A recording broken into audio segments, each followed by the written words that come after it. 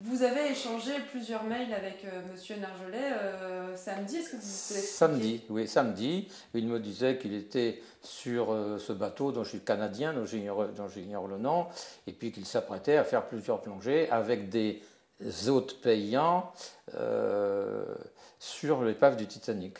Et que lui, il était invité en tant qu'expert.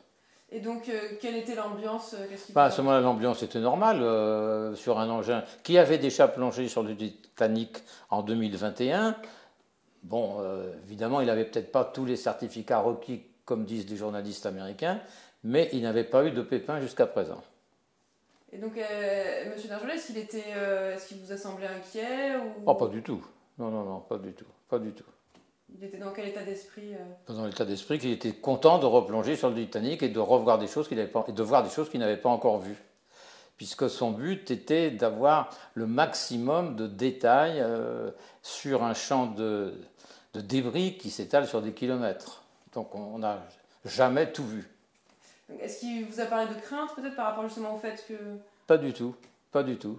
Non, non, il y a des gens à qui il en aurait parlé, mais pas à moi en tout cas. D'accord, pas vous, tant mieux. Bon. Qu'est-ce que vous êtes dit sinon?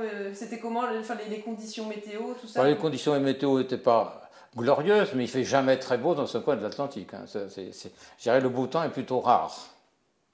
Donc c'est pas, voilà, c'est pas, Non, on non, va non. dire, c'est pas une condition qui pourrait Non, être, parce qui qu'il y aurait a pu eu des compliquer tas. la Non, non, non, mission. non. Nous-mêmes, quand on a reconnu l'épave, on n'a pas eu très beau temps. Hein. Bon. Quand on l'a cherché et qu'on l'a trouvé, on n'avait pas très beau temps. Mais c'est comme ça dans l'Atlantique Nord. Parce que ça paraît quand même un peu fou de se dire de plonger comme ça, aussi profond, avec une... Ben non, parce que les engins sont faits pour ça. Et puis ça fait que maintenant, disons, la plongée la plus profonde du Trieste, c'est 1960. Ça fait quand même 63 ans. Bon, ben, il y a quand même un savoir-faire acquis par les équipes qui s'occupent d'océanologie. Vous seriez allé aussi dans ce bateau? Bah oui, si j'étais plus jeune, oui. Parce qu'il faut quand même un minimum de souplesse pour rentrer dans un sous-marin dont la portée est étroite.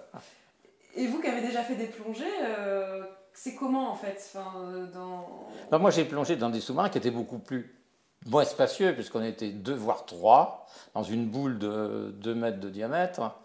Euh, et j'ai eu l'occasion de lire l'année dernière un bouquin qui n'est pas une fiction, qui est l'histoire racontée d'un naufrage de ce type qui a eu lieu dans l'Atlantique Nord, au large des Côtes d'Irlande, en 1973, qu'on avait vécu, nous, par la radio, mais à l'époque, les communications n'étaient pas aussi bonnes qu'aujourd'hui.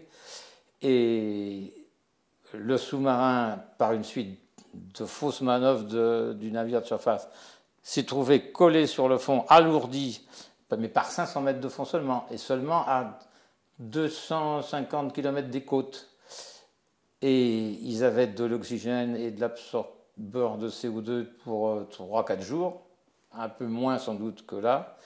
Et en fait, ils ont été secourus au bout de 3 jours et demi, et à limite, 1 heure de plus, si pratiquement il y en avait un de mort sur les deux. Ça a pu se faire. Donc c'est faisable, mais 500 mètres, c'est quand même plus facile que 4000. Ma Donc question on c'était est... comment, enfin, à votre avis, comment tous les 5 qui sont à l'intérieur? Ah bah très très mal. Ça, je peux vous dire qu'ils sont très mal. D'abord, ils ont froid, parce qu'il fait froid. Et que s'ils n'ont plus de batterie, ou s'il faut le peu de batterie qu'ils ont, ils l'économisent pour alimenter le ventilateur qui envoie le gaz carbonique sur l'absorbeur de gaz carbonique, une lumière minimum, si vous voulez. Donc ils ont froid. Donc ils ont, j'espère, des couvertures de survie. Ensuite, c'est une atmosphère humide. Ensuite, pour diminuer leur consommation d'oxygène, ils doivent apprendre la position pratiquement du fœtus et ne pas bouger, respirer le moins possible. Faire leurs besoins, j'en parle pas, mais au bout d'un certain moment, on sent plus rien. Hein, bon. Donc c'est angoissant, en plus une angoisse. Donc c'est assez horrible. Moi, ça me fait beaucoup d'émotion à en parler. Parce que malheureusement, les secours vont arriver, ils font le maximum, mais la Talente est prévue qu'arriver ce soir ou demain matin, je ne sais plus. Donc c'est plus que limite. C'est plus que limite. Oui, c'est ça, il me disait la Talente, c'est dans la nuit. Parce que la Talente va arriver sur place à minuit. C'est ça, oui. Mais minuit d'ici, enfin peu importe. L'équipe est partie d'ici. Oui, d'accord, je sais, il est arrivé à Terre-Neuve et le Victor est préparé sur ce truc. Bon. Ensuite, il faut que le Victor descende, ça c'est rien du tout. Mais ensuite, il faut qu'il trouve. Alors donc, petit sonar et tout. Et ça peut demander, je dirais, une demi-heure, comme ça peut demander un grand nombre d'heures. Et ça, c'est une incertitude totale.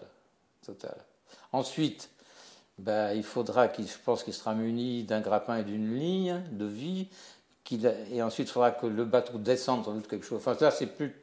Je ne sais plus où ils en sont dans ce genre de manœuvre, mais si vous voulez, l'Ifremer a réussi au cours des 20 dernières années à remonter en surface des objets très lourds du Titanic, dont ce qu'ils appelaient la Big Piece, qui devait peser 7 ou 8 tonnes. Bon, ils ont réussi à le faire remonter, mais avec des tas de flotteurs à alimenter du gazelle, ça demandait des jours.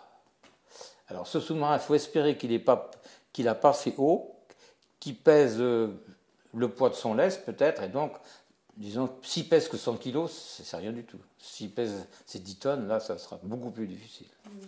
Puis on ne sait pas s'il a été prévu avec un anneau d'accrochage. Moi, je ne sais pas. Eux, ils savent, mais moi, je ne sais pas.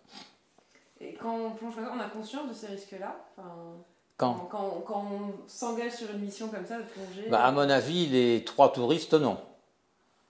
Je pense qu'ils ont... Alors peut-être, il y en a un qui est différent des autres, c'est le Britannique, parce que le Britannique, je ne vais pas dire que c'est un casse-cou, mais c'est un aventurier, il a été au pôle Sud, il a été au pôle Nord, il a fait des tas de trucs, c'est un sportif. Bon, je pense que lui, il sera plus résistant, psychologiquement il est sûrement beaucoup plus résistant, mais le Pakistanais, qui est un financier, et son fils de 19 ans, je n'en sais rien du tout. Et gérer 5 personnes dans ces conditions, c'est aussi très difficile.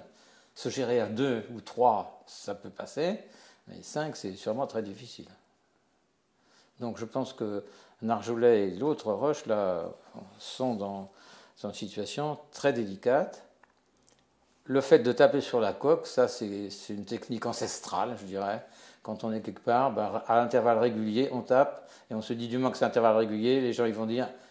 C'est sûrement, il n'y a que des humains qui peuvent faire ça, donc ils sont là. Mais donc la localisation va se rétrécir, mais je ne sais pas quelle va être la précision de la localisation. Donc on en est là. Le temps presse. Comment ? Le temps presse. Ah oui.